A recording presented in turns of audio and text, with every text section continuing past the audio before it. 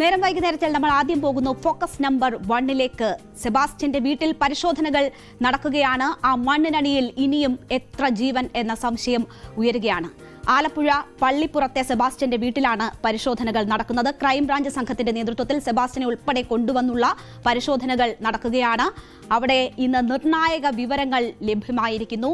മനുഷ്യന്റെ അസ്ഥികൂടത്തിന്റെ ഭാഗങ്ങൾ അവിടെ നിന്ന് കണ്ടെത്തിയിരിക്കുന്നു എന്ന അതിഗുരുതരമായ വിവരം വരികയാണ്. നേരത്തെ ജൈനമ്മയുടെ തിരോധാനത്തിന് ശേഷം നടന്ന തെരച്ചിലുകൾ അവിടെ മനുഷ്യ ശരീരത്തിന്റെ കത്തിക്കരിഞ്ഞ ഭാഗങ്ങൾ കണ്ടെത്തിയതിൽ തുടങ്ങുന്നതാണ് ദുരൂഹതയുടെ വലിയ തുടക്കം. അവിടെ നിന്നാണ് അതിനുശേഷം നാലോളം സ്ത്രീകളുടെ തിരോധാനവുമായി ബന്ധപ്പെട്ട് സെബാസ്റ്റ്യന്റെ പേര് കൂട്ടിവായിക്കേണ്ടുന്ന സാഹചര്യം സൃഷ്ടിക്കപ്പെട്ടു. ആ 4 സ്ത്രീകളുടെ ജൈനമേൽ ഉൾപ്പെടെയുള്ള 4 സ്ത്രീകളുടെ തിരോധാനത്തിലും സെബാസ്റ്റ്യന്റെ പങ്ക് നിർണായകമാകുന്ന വിവരങ്ങൾ വരുന്നു. ആ ഘട്ടത്തിലാണ് സെബാസ്റ്റ്യന്റെ പള്ളിപ്പുറത്തെ വീട്ടിൽ വീണ്ടും പരിശോധന നടക്കുന്നത്. അതിൽ നിർണായക വിവരങ്ങൾ ലഭിക്കുന്നത് കത്തിക്കരിഞ്ഞ അസ്ഥികളുടെ ഭാഗങ്ങൾ തന്നെയാണ് ഇപ്പോഴും ലഭിക്കുന്നത്. വളരെ നിർണായകമായ മണിക്കൂറുകളിലൂടെയാണ് ഇപ്പോഴത്തെ തെരച്ചിൽ മുന്നോട്ട് പോകുന്നത്. കാരണം 4 സ്ത്രീകളുടെ തിരോധാനം, ഇതുവരെ നമുക്ക് മുന്നിൽ വന്നത് 4 സ്ത്രീകളുടെ തിരോധാനം. അതുമായി ബന്ധപ്പെട്ടുള്ള അന്വേഷണത്തിൽ വളരെ നിർണായകമാണ് ഇന്ന് ലഭിക്കുന്ന തെളിവുകൾ.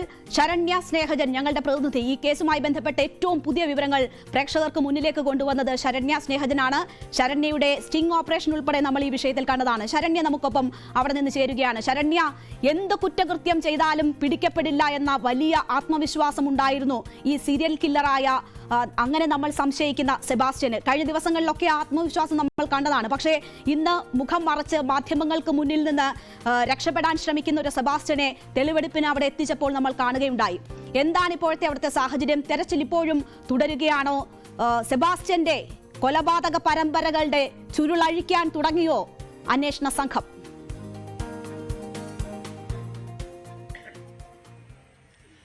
രേണുക, ഇപ്പോഴും പള്ളിപ്പുറത്തെ വീട്ടുവളപ്പിൽ തിരച്ചിൽ തുടർന്നുകൊണ്ടേയിരിക്കുകയാണ്. നമ്മൾ ദൃശ്യങ്ങൾ കാണുന്നത് വീടിന്റെ പിൻഭാഗത്ത് JCB ഉപയോഗിച്ചുള്ള പരിശോധന പല ഭാഗങ്ങളിലായി നടക്കുന്നത് തന്നെയാണ്. ആദ്യഘട്ടത്തിൽ, അതായത് ഈ കേസിൽ ഏറ്റവും നിർണായകമായി, ജൈനമ്മ തിരോധാന കേസിൽ ഏറ്റവും നിർണായകമായി കണ്ടെത്തിയത് സെബാസ്റ്റ്യന്റെ വീട്ടുവളപ്പിൽ നിന്ന് കിട്ടിയ കത്തിക്കരിഞ്ഞ നിലയിലുള്ള അസ്ഥികളുടെ അവശിഷ്ടങ്ങളായിരുന്നു. അതേ തുടർന്ന് നടത്തിയ പരിശോധനയാണ് പിന്നീട് ഇങ്ങനെയൊരു ഈ സംഭവങ്ങളുമായി ബന്ധപ്പെട്ട് കൂടുതൽ ഡെവലപ്മെന്റ്സിലേക്ക് ആ കേസ് എത്തുന്നത്. 2024 ഡിസംബറിലാണ് ജൈനമ്മ എന്ന സ്ത്രീയെ കാണാതാവുന്നത്. ഇവർ ഏറ്റുമാനൂർ സ്വദേശിയാണ്. പിന്നീട് ഇവരുടെ മൊബൈൽ ഫോൺ സെബാസ്റ്റ്യന്റെ കൈവശമുണ്ടെന്ന് അന്വേഷണ സംഘത്തിന് സ്ഥിരീകരിക്കാനായി ആദ്യമായാണ് അങ്ങനെ ഒരു, അതായത് ഈ സെബാസ്റ്റ്യനെ സംബന്ധിച്ചിടത്തോളം പല കേസുകൾ നിലനിൽക്കുന്നുണ്ടെങ്കിലും, പല ആരോപണങ്ങൾ നിലനിൽക്കുന്നുണ്ടെങ്കിലും ആദ്യമായി പിടിക്കപ്പെടുന്നത്, ആദ്യമായി അതിലൊരു കേസിലേക്ക് കണക്ട് ചെയ്യാനായിട്ടുള്ള ഒരു എവിഡൻസ് അയാളെ കിട്ടുന്നത് ഈ മൊബൈൽ ഫോണാണ്. ആ ഘട്ടത്തിലും സെബാസ്റ്റ്യൻ ഈ മൊബൈൽ ഫോണിനെ സംബന്ധിച്ചൊരു സ്ഥിരീകരണം നൽകിയില്ല. മറ്റൊരു ധ്യാന കേന്ദ്രത്തിൽ വെച്ച് തനിക്ക് ലഭ്യമായ ഫോണാണ് എന്നുള്ള മറുപടി അയാൾ ഉറച്ചു നിൽക്കുകയും ചെയ്തു. തുടർന്ന് പോലീസ് നടത്തിയ ക്രൈംബ്രാഞ്ച് സംഘം, കോട്ടയം ക്രൈംബ്രാഞ്ച് സംഘം നടത്തിയ അന്വേഷണത്തിലാണ് ഇത് അങ്ങനെയല്ല, മറിച്ച് ജൈനമ്മയുടെ സ്വർണ്ണാഭരണങ്ങൾ ഉൾപ്പെടെ സെബാസ്റ്റ്യന്റെ കൈവശം ഉണ്ടായിരുന്നുവെന്നും അത് പലയിടങ്ങളിലായി പണയം വെക്കുകയും പിന്നീട് അത് ഉരുക്കി വിൽക്കുകയും ചെയ്തിട്ടുണ്ട് എന്നുള്ള വിവരം അന്വേഷണ സംഘത്തിന് ലഭ്യമാകുന്നത്.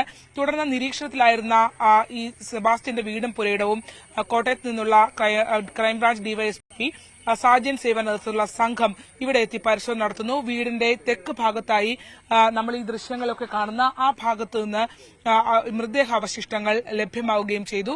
150ഓളം വരുന്ന കരിഞ്ഞ നിലയിലുള്ള അസ്ഥി കഷ്ണങ്ങളായിരുന്നു അവർക്ക് ലഭ്യമായത്. പിന്നീട് നടത്തിയ പരിശോധനയിൽ സെബാസ്റ്റ്യനുമായി ബന്ധപ്പെട്ട ദുരൂഹമായ നിരവധി കേസുകൾ പോലീസ് പരിശോധിച്ചു എന്നുള്ളതാണ്. പ്രത്യേകിച്ച് 2006 ആലപ്പുഴയിൽ നിന്ന് കാണാതായ ബിന്ദു പത്മനാഭൻ, ഒപ്പം തന്നെ 2012 ഇവിടുന്ന് ഇത് തന്നെ പള്ളിപ്പുറത്തെ ശാസ്ത്രംകവല എന്ന പ്രദേശത്ത് നിന്ന് കാണാതായ ആയിഷ എന്ന സ്ത്രീ, ഒപ്പം തന്നെ 2024 ജൈനമ്മ, ഈ 3 തിരോധാന കേസുകൾ ആലപ്പുഴ, കൊല്ലം ക്രൈംബ്രാഞ്ച് സംഘം ഒരുമിച്ച് ചേർന്നാണ് അത്തരമൊരു ഇൻവെസ്റ്റിഗേഷനിലേക്ക് പോയത്. ഇതിൽ ആയിഷയുടെയും ഒപ്പം തന്നെ ബിന്ദു പത്മനാഭന്റെ ബന്ധുക്കൾ ഇതുവരെ എത്തിയിട്ടില്ല. ആയിഷയുടെയും ഒപ്പം ജൈനമ്മയുടെയും ബന്ധുക്കളുടെ DNA സാമ്പിളുകൾ ശേഖരിക്കുകയും ഇവിടെ ലഭ്യമായിട്ടുള്ള അസ്ഥികൾ ആരുടേതാണ് എന്നുള്ളൊരു പരിശോധനയിലേക്ക് കടക്കുകയും ചെയ്തിട്ടുണ്ട്. അതുകൊണ്ട് തന്നെ ഇവിടെ നിന്ന് ലഭിച്ചത് ജൈനമ്മയുടെ അസ്ഥികളാണോ അല്ലെങ്കിൽ മറ്റാരുടേതെങ്കിലും ആണോ എന്നുള്ളൊരു സ്ഥിരീകരണത്തിലേക്ക് അന്വേഷണ സംഘത്തിന് എത്താൻ കഴിഞ്ഞിട്ടില്ല. അതിൽ ശാസ്ത്രീയമായ പരിശോധനകൾ കൂടാതെ അങ്ങനെ അത് കൺഫേം ചെയ്ത് പറയാനും കഴിയാത്തൊരു സാഹചര്യമുണ്ടായി. അതിനിടയിൽ തന്നെ അന്വേഷണ സംഘം മുന്നോട്ട് പോവുകയും നഗരത്തിലെ തന്നെ കുന്നത്ത് ജ്വല്ലറി എന്ന് പറഞ്ഞ ജ്വല്ലറിയിൽ നിന്നും ചേർത്തല നഗരത്തിലെ ധനകാര്യ സ്ഥാപനത്തിൽ നിന്നും ഈ ജൈനമ്മയുടെ സ്വർണ്ണാഭരണങ്ങൾ സെബാസ്റ്റ്യൻ അവിടെ പണയം വെച്ചു എന്നത് കണ്ടെത്തി. പിന്നീട് ഈ മാല ഉൾപ്പെടെയുള്ള സ്വർണ്ണാഭരണങ്ങൾ അവിടെ നിന്ന് പണയത്തിലെടുക്കുകയും 1,50,000 രൂപയ്ക്ക് നഗരത്തിലെ തന്നെ മറ്റൊരു ജ്വല്ലറി വെങ്കടേശ്വർ ജ്വല്ലറി എന്ന ജ്വല്ലറിയിൽ കൊണ്ടുവന്ന് ഉരുക്കി വിൽക്കുന്നതിന് വേണ്ടി വിൽക്കുകയും ചെയ്തു. സെബാസ്റ്റ്യൻ നേരിട്ടാണ് എത്തിയതെന്നുള്ള സ്ഥിരീകരണമുണ്ടായി. അത് ന്യൂസ് 18-ലൂടെ നമ്മൾ പുറത്തുവിടുകയും ചെയ്തു.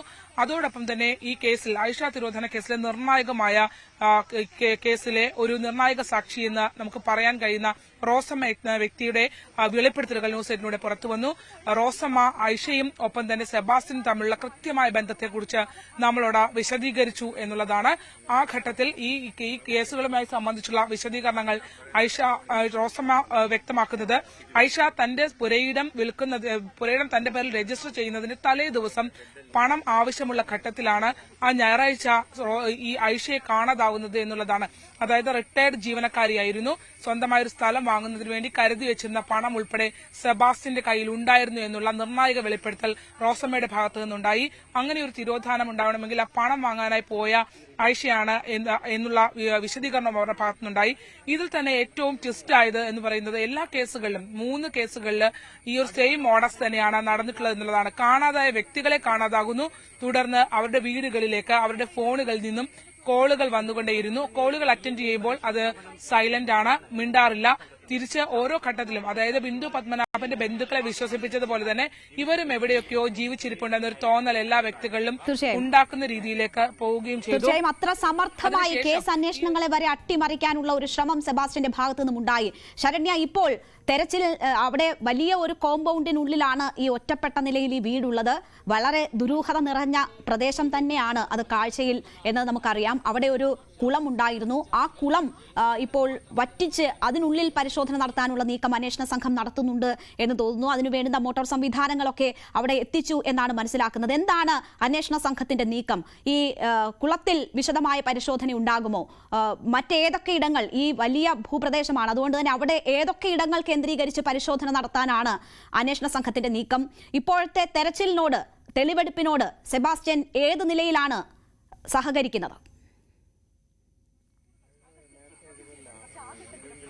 ഇപ്പോഴും സെബാസ്റ്റ്യന്റെ നിലപാടിൽ വലിയ വ്യത്യാസമൊന്നും ഇല്ലാതെ തുടരുന്നു എന്നുള്ളതാണ്. അന്വേഷണ സംഘത്തോട് ഒരു വിധത്തിലും അയാൾ സഹകരിച്ചു പോകുന്നില്ല. തന്റെ അനാരോഗ്യം അടക്കമുള്ള കാര്യങ്ങൾ തനിക്ക് ഒന്നും അറിയില്ല എന്നുള്ള ഒരു നിലപാടിൽ തന്നെയാണ് അന്വേഷണ സംഘത്തിന്റെ മുന്നിൽ സെബാസ്റ്റ്യൻ നിൽക്കുന്നത് എന്നുള്ളതാണ്. പക്ഷേ എങ്കിൽ പോലും ഈ കേസിനകത്ത് നിർണായകമായ പല വിവരങ്ങളും ലഭ്യമായതുകൊണ്ട് തന്നെ അയാൾക്ക് അങ്ങനെ ഒഴിയാൻ കഴിയുന്നില്ല. പക്ഷേ അതിൽ വിശദമായ ഒരു വിശദീകരണങ്ങളോ അങ്ങനെ ഒന്നും സെബാസ്റ്റ്യന്റെ ഭാഗത്തുനിന്ന് ഉണ്ടാകുന്നില്ല എന്നുള്ളതാണ് വ്യക്തമാകുന്നത്. പക്ഷേ അയാളിൽ നിന്ന് ലഭ്യമാകുന്ന ചെറിയ ചില സൂചനകളുടെ അടിസ്ഥാനത്തിലാണ് ഇവിടെ ഇപ്പോൾ അത്തരത്തിലുള്ള പരിശോധനകൾ നടന്നു വരുന്നത്. പ്രധാനമായും ഇന്ന് നടന്നിട്ടുള്ള രേണുക, ആദ്യം ഈ അസ്ഥികൂടങ്ങൾ കണ്ടെത്തിയ ഭാഗത്ത് നിന്ന് തൊട്ടടുത്തുള്ള ഭാഗത്ത് കുഴിച്ചുള്ള പരിശോധന നടന്നു JCB ഉപയോഗിച്ച്. അവിടെ ലഭ്യമായത് വീണ്ടും അസ്ഥികൾ ലഭ്യമായിട്ടുണ്ട്. അതിനുശേഷം പിന്നീട് അതിന്റെ തൊട്ട് തെക്ക് ഭാഗത്ത് കുഴിയെടുത്തുള്ള പരിശോധനകൾ നടന്നു. വീടിന്റെ പുറകു ഭാഗത്തേക്ക്, അതായത് പടിഞ്ഞാറ് ഭാഗത്ത് സെപ്റ്റി ടാങ്ക് കേന്ദ്രീകരിച്ച് പരിശോധനകൾ നടന്നു. തൊട്ടടുത്ത് നമ്മൾ ദൃശ്യങ്ങൾ കാണുന്ന ഈ ഭാഗങ്ങൾ ഒക്കെ തന്നെയും, അതായത് വീടിന്റെ പടിഞ്ഞാറ് ഭാഗത്ത് ഒക്കെ തന്നെയും അത്തരമൊരു പരിശോധന നടന്നിട്ടുണ്ട്. അതിനുശേഷം പിന്നീട് ഇവിടെ, അതായത് വീടിന്റെ വടക്ക് പടിഞ്ഞാറെ മൂലയ്ക്കുള്ള കുളം കേന്ദ്രീകരിച്ചായിരുന്നു പരിശോധന ഉണ്ടായത്. ആ കുളത്തിലെ വെള്ളം വറ്റിച്ചുകൊണ്ട് കുളത്തിലുള്ള അവശിഷ്ടങ്ങൾ എടുത്ത് പുറത്തേക്കിട്ട് പരിശോധന നടന്നിട്ടുണ്ട്. അതിനകത്ത് ഒരു കവർ കിട്ടിയിട്ടുണ്ട്. ഒരു കവറും ഒപ്പം തന്നെ 2 വസ്ത്രങ്ങളുടെ അവശിഷ്ടങ്ങളും കിട്ടിയിട്ടുണ്ട്. അതൊക്കെ അന്വേഷണ സംഘം കളക്ട് ചെയ്തിട്ടുണ്ട്. ഇതിന്റെ ഭാഗമായിട്ട് ആണോന്നല്ല, എല്ലാം പരിശോധിച്ചു വരുന്നു എന്നുള്ളതാണ്. ഒരുപക്ഷെ ഇതുമായി ബന്ധപ്പെട്ട ഒന്നുമായിരിക്കില്ല. പക്ഷേ ഇവിടുന്ന് കിട്ടിയതെല്ലാം അവർ ശേഖരിക്കുന്നുണ്ട് എന്നുള്ളതാണ്. വീടിനകത്ത് സെബാസ്റ്റ്യനെ ചോദ്യം ചെയ്തുകൊണ്ട് സെബാസ്റ്റ്യനിൽ നിന്ന് വിവരങ്ങൾ അവർ ആരാഞ്ഞുകൊണ്ടേയിരിക്കുന്നു. പുറത്തേക്ക് ഇതുവരെ സെബാസ്റ്റ്യനെ ഇറക്കിയിട്ടില്ല. രാവിലെ എത്തിയ ഘട്ടത്തിൽ തന്നെ സെബാസ്റ്റ്യൻ വീടിന്റെ അകത്തേക്ക് കയറ്റിയതാണ്. ഈ വീടിനകത്തും ദുരൂഹതകളുണ്ട്. കാരണം ഒരു മുറി മാത്രമാണ് ഗ്രാനൈറ്റ് ഉപയോഗിച്ച് ഒരു മുറിയുടെ നിർമ്മാണം നടത്തിയിട്ടുണ്ട്. അത് പുതുതായി നിർമ്മിച്ച നിർമ്മാണമാണ് എന്നുള്ള വിവരങ്ങളൊക്കെ അന്വേഷണ സംഘത്തിന് ലഭ്യമായിട്ടുണ്ട്. എന്തായാലും അത്തരം ഇടങ്ങൾ കേന്ദ്രീകരിച്ചും പരിശോധന തുടരുന്നു. ഒരുപക്ഷെ രാത്രി വരെ നീളുന്നതായിരിക്കും. ഈ പരിസരത്ത് നിന്ന് കിട്ടിയ കാര്യങ്ങളൊക്കെ തന്നെ പോലീസ്, ക്രൈംബ്രാഞ്ച് സംഘം ശേഖരിച്ചു വരികയാണ്. ആലപ്പുഴയിൽ നിന്നുള്ള ക്രൈംബ്രാഞ്ചിന്റെ അന്വേഷണ ഉദ്യോഗസ്ഥരും ഒപ്പം തന്നെ കോട്ടയത്ത് നിന്നുള്ള സംഘവും ഇവിടെയുണ്ട്. സംയുക്തമായാണ് ഇവിടെ പരിശോധന നടന്നുകൊണ്ടിരിക്കുന്നത്. രേണുക. ചേർത്തലയിൽ നിർണായക നിമിഷങ്ങളിലൂടെയാണ് അന്വേഷണം കടന്നുപോകുന്നത്. സെബാസ്റ്റ്യന്റെ വീട്ടിൽ നടക്കുന്ന പരിശോധനയാണ്. അവിടെ നിന്ന് അസ്ഥികളുടെ ഭാഗങ്ങൾ കണ്ടെത്തിയിട്ടുണ്ട്. എന്തായാലും നിർണായക മണിക്കൂറാണ് ഈ കേസന്വേഷണവുമായി ബന്ധപ്പെട്ട് നടക്കുന്നത്.